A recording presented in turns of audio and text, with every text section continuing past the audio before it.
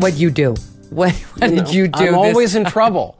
I'm glad that I can still appear on this platform, Megyn. I'm grateful for that. I guess always. I have more trouble, appearing on Chinese spy apps that are mostly watched by 15-year-old girls. So that audience is gone. Okay, that's Done. The way things go.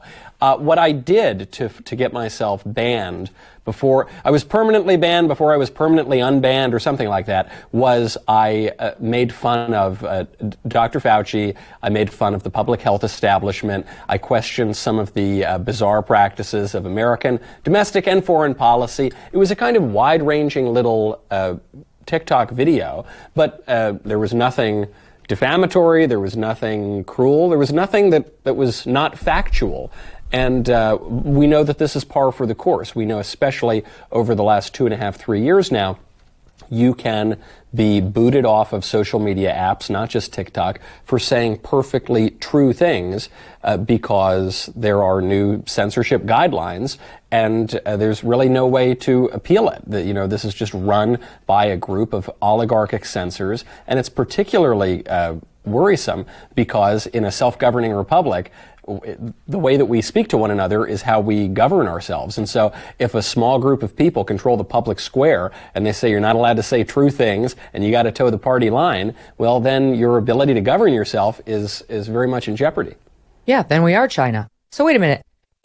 What I read was there are 11 accounts, pro-free speech accounts, that have been banned since January 2019 on TikTok. Yours is one of them.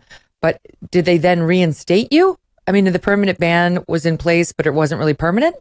It's a little unclear, actually, Megyn. I logged into my TikTok app, and it says, you're out, you're banned, you're this, you're that. I appealed it. I said, well, what was wrong with that? And then they said, okay, you're back on.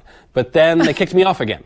But then they put it back on. And so I said, I must be doing something wrong. I handed this over to the TikTok team at Daily Wire. I said, is there something going on here that I'm missing? And they said, no, that basically what's going on is that TikTok is arbitrary and capricious in its suspension and banning policies, and there's really no rhyme or reason to it. They don't really have to give you any explanation, and if they want to permanently ban you, they can, and if they want to permanently unban you, they can. And I'm not joking, Megyn. I legitimately don't know what the current status of my account is right now. Same. Yeah, I don't know either, but I do know that everybody on this list is a conservative or leans right. You got Lieutenant Colonel Alan West, Judicial Watch President Tom Fitton, Live Action, Media Research Center TV, or MRC TV, PragerU, Students for Life, Babylon Bee, You, Timcast, Tim Pool, Young American Foundation. I mean, these are all, so like what's going on? Because the Chinese, it's not exactly like they want to help Democrats in all instances politically. They don't like criticism of COVID's origins or questions about lab leaks and things like that. That'll definitely get you censored on TikTok. Yeah. But do you think, I can't imagine, I don't know, I feel like Students for Life, they probably don't spend a lot of time on COVID origins. So I'm a little confused. I think they also do recognize that the Democrats go softer on China. So while they might not be 100% for the Democratic Party, I think they recognize that the Republicans who are running for office, the last Republican president we had, went a lot tougher on China's trade policies, on China's intellectual property theft, on China's currency manipulation.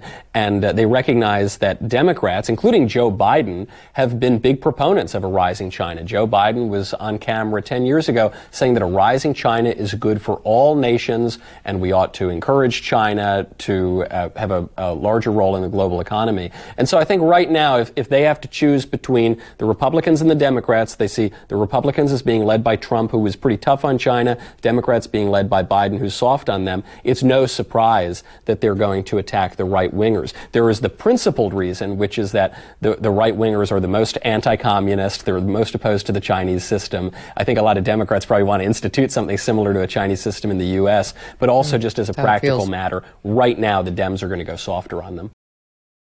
Are you tired of feeling like someone's always watching you on the internet? Maybe advertisers know just a little bit too much about you, or you're concerned about the privacy of your identity. Using incognito mode will not solve the problem either. IPVanish VPN is here for you. They will protect your right to privacy and help you stay anonymous online. IPVanish helps you safely browse the internet without exposing your private details to nosy third parties like hackers, your ISP, or advertisers. When you use IPVanish, all of your data is encrypted. That means your private details, your passwords, your communications, browsing history, and all of it will be completely shielded from falling into the wrong hands. Even your physical location will be hidden thanks to these guys. IPVanish is offering an incredible 70% off their yearly plan right now for our listeners with a 30-day money-back guarantee. That is like getting 9 months for free. IPVanish is also super easy to use. All you do is you tap one button, you are instantly protected. So take your privacy back today with a brand rated 4.6 out of 5 on Trustpilot. Go to ipvanish.com/Megyn and use the promo code MEGYN to claim your 70% savings. That's ipvanish.com/Megyn. Hey, thanks so much for watching. If you like what you just saw, hit the subscribe button for more clips and full episodes.